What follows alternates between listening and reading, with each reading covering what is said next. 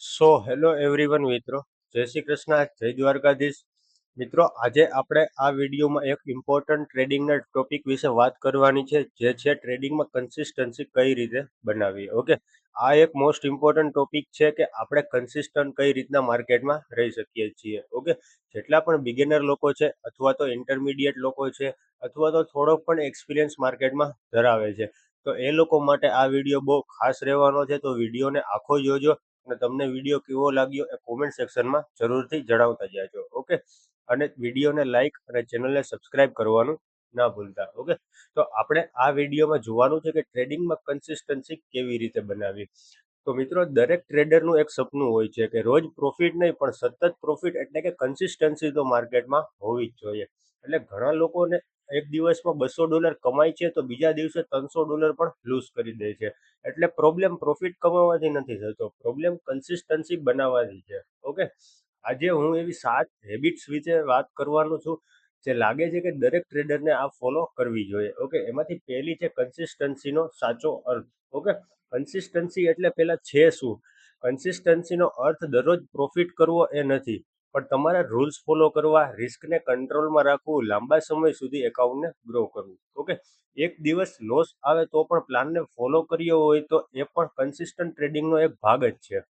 હવે successful trader દરરોજ જીતતો નથી પણ લાંબા સમય સુધી ગેમમાં રહે છે. આ જ છે ખાલી કન્સિસ્ટન્સી. ઓકે, તમારે ખાલી આ કન્સિસ્ટન્સીને જ ફોલો કરવાની છે.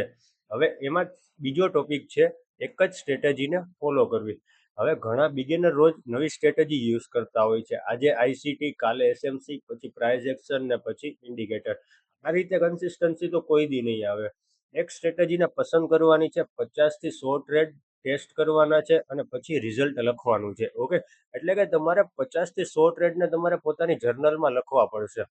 આ જર્નલ બનાવીને પછી તમારે એક્યુરેસી અને બધું ટેસ્ટ કરવાનું છે. પછી જઈને તમારે એક જ સેટઅપ ઉપર વર્ક કરવાનું છે. ઓકે, એક્ઝામ્પલ તરીકે, જો તમે દર અઠવાડિયે સ્ટ્રેટેજી બદલો છો તો તમને ખબર જ નહીં પડે કે પ્રોબ્લેમ સ્ટ્રેટેજીમાં હતી કે તમારા એક્ઝિક્યુશનમાં. સમજાય છે હું શું કહું છું? હા, તમારે પ્રોપર સેટઅપ જ ફોલો કરવું પડશે. હવે એમાં ત્રીજો ટોપિક છે રિસ્ક મેનેજમેન્ટને ફિક્સ રાખો.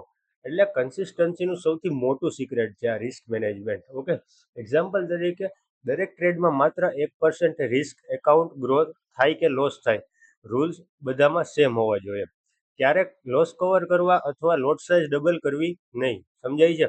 એટલે તમે ટૂંકમાં એક સ્ટોપ લોસ આવ્યો હોય તો એને કવર કરવા માટે તમારે લોટ સાઇઝને વધારીને કવર નહીં કરવાનું. ઓકે, લોટ સાઇઝ ઇમોશન્સ પ્રમાણે નહીં વધે. ઓકે, પ્લાન પ્રમાણે જ હોવી જોઈએ. લોટ સાઇઝ હંમેશાના માટે તમારા સેટઅપ પ્રમાણે અથવા તો તમારું રિસ્ક મેનેજમેન્ટ તમે જે પણ કરતા હોય એના પ્રમાણેની જ હોવી જોઈએ. હવે એમાં ચોથું કારણ છે ઓવર ટ્રેડિંગ બંધ કરવાનું.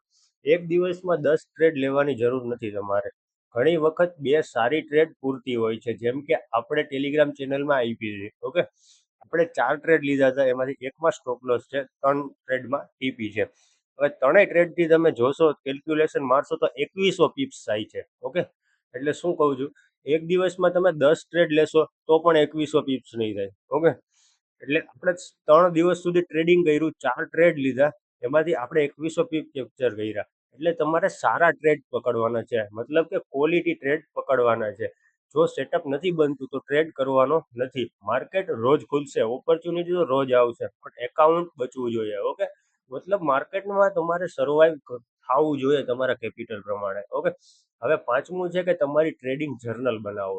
હવે જો મિત્રો, ટ્રેડિંગ જર્નલ બિગિનર માટે બહુ ઇમ્પોર્ટન્ટ છે. જો હજી નથી બનાવતા તો તમે બનાવવા માંડજો. ઓકે, દરેક ટ્રેડ લખવાનો છે. એમાં લખવાનું શું છે કે એન્ટ્રી કેમ લીધી, એક્ઝિટ કેમ કર્યું, ઇમોશન્સ શું હતું અને તમારી ભૂલ શું હતી. અઠવાડિયે એક વખત તમારે એ ટ્રેડિંગ જર્નલ જોવાની છે કે ક્યાં ક્યાં મારી ભૂલ થાય છે અને કઈ રીતના મારું ઇમોશન્સ આ ટ્રેડમાં હતું. આ હેબિટ તમને કન્સિસ્ટન્સી ઇમ્પ્રૂવ કરવામાં ઝડપથી મદદ કરશે. ઓકે, હવે છઠ્ઠું છે ઇમોશન્સને કંટ્રોલ કરવો. હવે અહીંયા જ 90% ટ્રેડર હારી જાય છે ઇમોશન્સને કંટ્રોલ કરવામાં. ટ્રેડિંગમાં સૌથી મોટામાં મોટો દુશ્મન માર્કેટ નથી. ઓકે, તમારા ઇમોશન્સ છે. ફોમો, ફિયર, રિવેન્જ ટ્રેડિંગ અને ગ્રીડ. ટ્રેડ લીધા પછી ચાર્ટને સતત જોવાનું બંધ કરી દો. એકવાર એસએલ અને ટીપી સેટ હોય, ખાલી ને ખાલી તમે તમારા સેટઅપ પર ફોકસ કરો અને એને જ ફોલો કરો. કા એસએલ કા ટીપી વચ્ચે ક્યાંય નીકળવાનું નહીં. ઓકે, હવે સાતમી પ્રોસેસ છે. સાતમું શું છે? પ્રોસેસ પર ફોકસ કરો, પ્રોફિટ પર નહીં. દરરોજ પ્રોફિટ પાછળ દોડવાનું નથી. તમારું ટાર્ગેટ હોવું જોઈએ સારું સેટઅપ, સારું એક્ઝિક્યુશન અને સારું રિસ્ક. પ્રોફિટ ઓટોમેટિકલી તમને ફોલો કરશે. ઓકે, તો આ સાતેય વસ્તુને તમારે ફોલો કરવાની છે. જો તમે ફોલો કરશો તો એક સારા એવા ટ્રેડર બની શકશો અને કન્સિસ્ટન્સી ઇઝીલી તમને મળી જશે. એન્ડ ધેન મારો કહેવાનો મિનિંગ એ જ છે કે કન્સિસ્ટન્સી એ કોઈ સિક્રેટ સ્ટ્રેટેજી નથી. ઓકે, ડિસિપ્લિનથી, પેશન્સથી, રિસ્ક મેનેજમેન્ટથી અને તમારા સેટઅપને ફોલો કરવાથી વારંવાર મળે છે. ઓકે, કન્સિસ્ટન્સી ટ્રેડિંગમાં રીચ બનવાનો સૌથી ઝડપી રસ્તો નથી, કન્સિસ્ટન્ટ બનવાનો જ રસ્તો છે.